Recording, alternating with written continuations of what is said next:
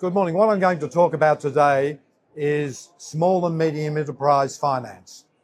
And I'd like to go through some various methods of finance that are available to small business today, and particularly cover what's available and the sort of methodology that can be applied to assist clients in this area.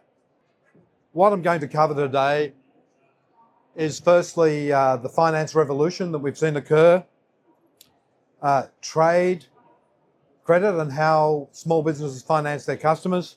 I'd also like to talk about debtor and trade finance, and we'll also be covering receivables management finance, which is a new innovative product for small business. And I'll also be talking about some of the innovations in finance that we're seeing today. Let me first talk about the finance revolution. We have disruptors, and what we had previously, and I'm talking 20 or 30 years ago, we had a banking system that used to lend to a small business. Today, unfortunately, our banks have been converted into building societies. They don't lend to small business, and if they do lend to small business, they lend it secured by mortgages over residential property. And this is one of the things that many people are falling into the trap of.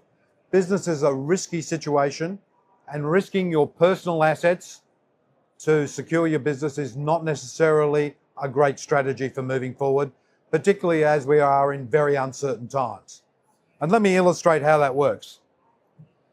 We have a thing called trade credit, and currently between 1.5 and $2 trillion is lent to businesses via trade credit. And that's the trading terms we often give when we sell products to our customers or we sell products to other businesses. We have a thing called trading terms. The timing difference between where we have to pay for the products we use, we add value to them, and then we put them out on terms to our customer, we call the cash gap.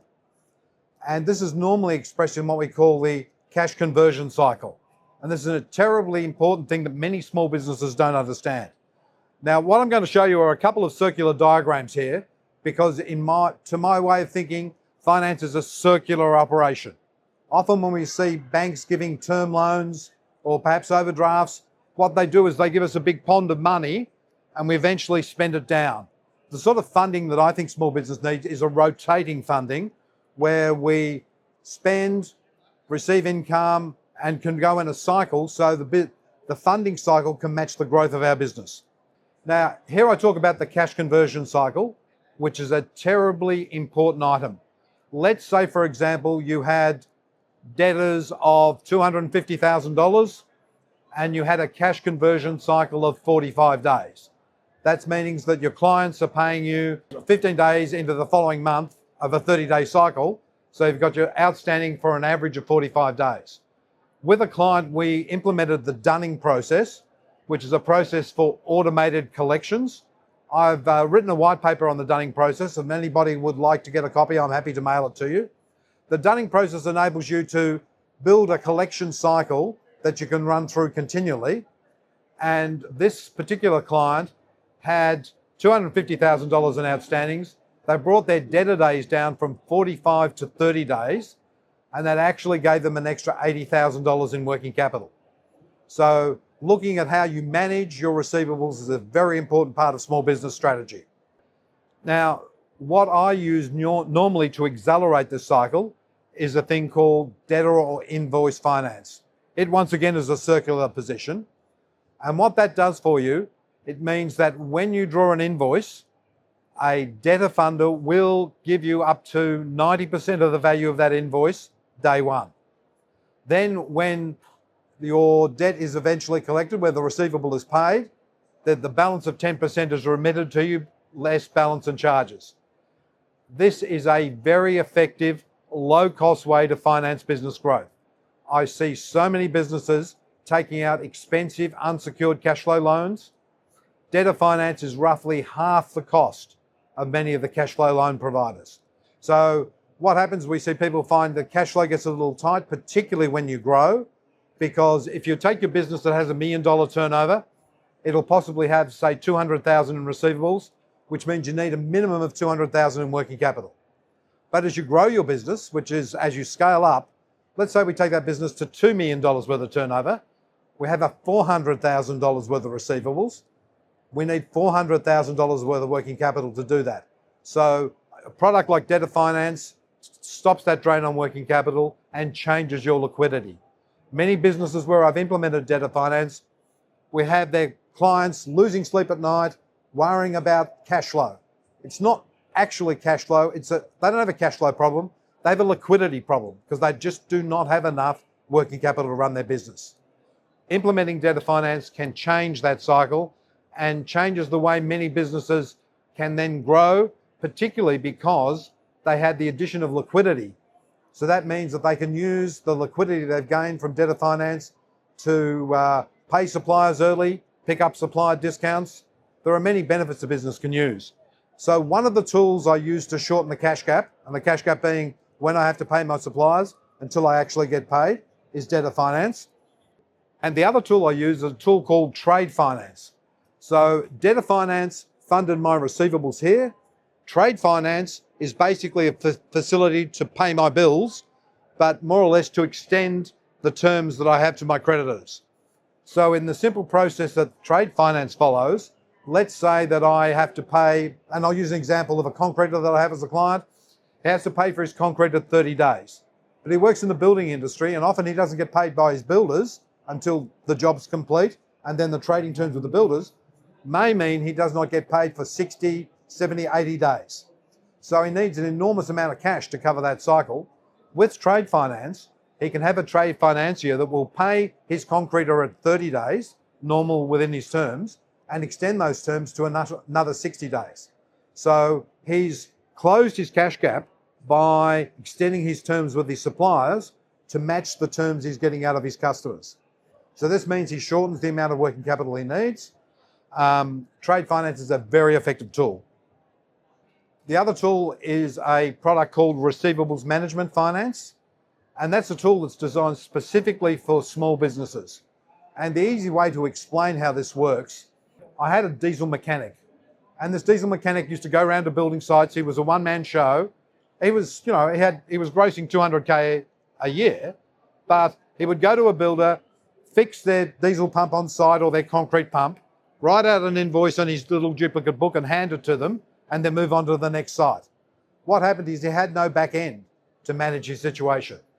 So with Receivables Management Finance, you can actually use like a debtor finance type facility. So as he drew that invoice up, he could give it to the client. It was acknowledged the invoice was there and receive 80% of that invoice funding. But then he had a back end, which was the financier that has professional collection team that would follow up on that client's bill and make sure it got paid. And so then once it was paid, he received the balance of the 80% less fees and charges.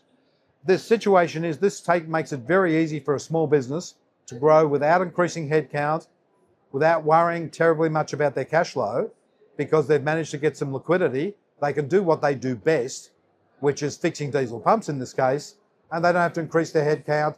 And not only that, in small business, we get a conflict. And the conflict in small business is often our best customers are our best friends, or we have good relationships with them.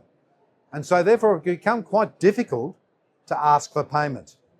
And nobody, and I can tell all the people in this room, and particularly accountants ringing their better clients and asking, well, look, you haven't paid my invoice for 90 days, is not something we look forward to. In this case, we can use a third party being the financier to make the call, and they can ask for the funds. And the actual example I have is one of his best customers rings up and said, hey, these guys are calling me every 24 hours asking for my money. And you say, well, it's 60 days overdue. When are you going to pay me? So that drives the call to you rather than you having to chase for the funds. Now, there's another product I use quite a bit, and I often use this as an interim stopgap, and that's unsecured overdrafts. Now, part of that finance revolution I referred to earlier is we've seen a large number of fintechs move into their finance space, basically displacing the banks, because as I mentioned earlier, the banks are building societies, and all they wish to do is mortgage your property. Whereas fintechs are looking for ways to lend their funds. They do things like debtor and trade, unsecured overdrafts, and many exotic type finance products they produce these days. But the value of an unsecured overdraft is that it can become a quasi cash reserve. So let's say the cost of holding a $100,000 unsecured overdraft for a business with reasonable trading is $500 a year. So let's say we come to that terrible December, January, February period where no one gets paid and you've got to service large payrolls, holiday pays. An unsecured overdraft is a product you can draw down on, maybe meet that short-term in seasonal cash flow and pay it back. And you only pay interest when the money is outstanding. I find it very flexible, and often when businesses come to me, they have liquidity shortages. One of the first things I do is implement an unsecured overdraft and then generally put in something like the debtor finance we covered earlier. And this means that when the debtor finance is in place, we pay back the overdraft, but it sits there as at a $500 holding cost per year for $100,000 in liquidity. This means that in uncertain times like we're facing now, we have increases in energy costs, changes in fuel costs, and some general uncertainty in the economy. You have a cash reserve of $100,000 you can call on if you need to. And particularly in times like this, your competitor might go broke down the road. You might be able to buy his stock at fire sale prices. If you have a $100,000 overdraft undrawn, it gives you a lot of flexibility to manage and move your business forward and to take advantage of opportunities. Now, I want to talk about some innovation that I'm seeing in finance. And firstly, there's a company called Archa. And what Archa do is they're basically a credit card provider. Now, often smaller businesses use things like Amex facilities as a trade finance facility. In other words, they'll pay a bill that's due in 30 days on their Amex card, and that'll give them 60 days funding because they don't have to pay Amex back for another 30 or perhaps 45 days. So once again, it's all about managing a cash gap issue in small business. So Archa have a system where they allocate MasterCards. They can be virtual MasterCards. They can be issued to your staff members. They can be cancelled. Credit limits can be fixed. And it gives you a way of basically managing a lot of your expenses. And, let's take someone like an electrician or a plumber who has a team on the road and they get on site and find they need, a 2 centimetre bit instead of a 3 centimetre bit to do the job. If they have something like a credit card, they can go to a local provider, use that credit card to buy the additional piece they need to finish the work, because while they're sitting there and standing around, they're costing real dollars. And it means by empowering some of your staff with the ability to use a card is a viable business process because time is money. And if you've got a team standing around because they haven't got the right part, it's not a bad thing to do. The other provider I want to talk about, which is another innovation, is called Luca Plus. And Luca Plus are a specialist trade financier, but mainly in the small business market. And the sort of things they do is, let's say you're a retailer. And in retail, we don't have debtors that we can use for balance sheet lending. So Luca actually plugs into your accounting system. They plug into Xero or MyOb. And what that does, it gives them an idea of your balance and trading history. And they will say, we're coming up to Christmas or Easter. We'll lend $50,000 to you. Pay us back. I'll make it 40 because it's easy for the arithmetic. Pay us back at $10,000 a month over the next 4 months. They do that very simply. It's just like applying for a credit card. And once they're plugged into your accounting system, they have an understanding of how your business is. And it means that someone like a small retailer can buy stock, get it in early to meet seasonal variation. Another product that I use is from a company called Cogsflow. And Cogsflow managed to lend. They basically work in the e-commerce space, but I have got them working in a couple of companies that aren't based in e-commerce. One of the advantages of lending in the e-commerce space is it can be relatively easy once a business is established because of the analytics that are provided. If you're selling something on Amazon, if you spend $10,000 in marketing, you'll get $100,000 revenue, and generally it scales pretty much linear. So if you spend $20,000 in marketing, you'll get $200,000 in sales. Because these analytics are so good, companies like Cogsflow can assess your financial position and your trading history and potential trading, and will then advance funds to provide stock for your business.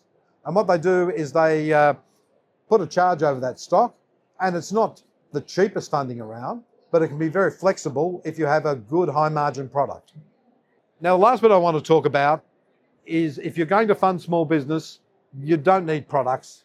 you need a strategy. And my actual title is I'm a working capital strategist because I particularly specialize in this area.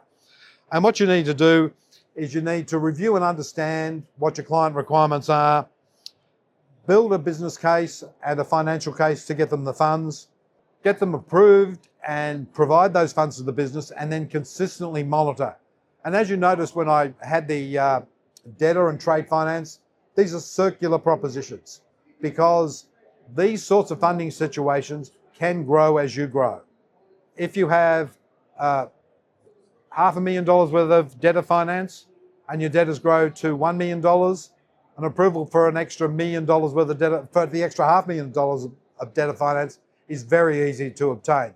Because there's a concentrating history, all you're doing is growing your business, you're producing more invoices, producing more product, and they get paid. So the monitoring situation is terribly important because what we need to do as a business needs to scale and grow, they need financial support that grows with them. They don't need a bank that will put a mortgage over their property. Things like unsecured overdrafts are put in place in 3 or 4 days. Debtor finance, 2 weeks. So these are products that are designed to be implemented into business quickly and to overcome liquidity shortages. I just wanted to carry a little bit on my track record. I've been specializing in this area for 16 years plus. I financed over $410 million worth of product, and I have a 97% satisfaction rate from my clients because I don't do what, in lending we call it set and forget. And that's what a bank does when it does a mortgage on your house. You don't have to talk to you again as long as you make the payments. I take a proactive step with my clients and keep talking to them, understanding their business objectives, understanding how they wish to grow, and facilitating more lending and advice and experience that I have in many business areas. What I'd like to encourage you, I have a code up on the screen. If you'd like to book a working capital strategy session with me, what I do is, these are with no obligation, but if you get an understanding of, particularly from the accountant and the bookkeeper and the client, you can put together a financial strategy that'll take stress away from your client, provide them with the liquidity and the ability to grow. Can you tell me, is there anybody here who has clients that do have liquidity and cash flow problems? Or do they hear from clients saying that cash flow is their number one concern?